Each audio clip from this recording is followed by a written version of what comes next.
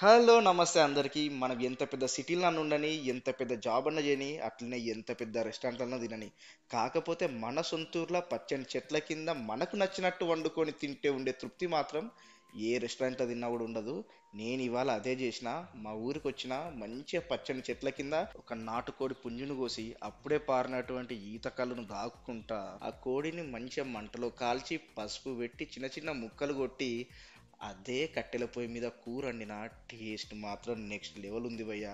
మీరు కూడా ఇట్లా కావాలంటే ట్రై చేయండి. వీకెండ్ వస్తే అటో ఇటో పోయే కంటే మంచిగా మన ఊరు పోయి మనకు నచ్చినట్టు వండుకొని తింటే ఆ తృప్తి, ఆ ఫీలింగ్ నెక్స్ట్ లెవెల్ ఉంటుంది.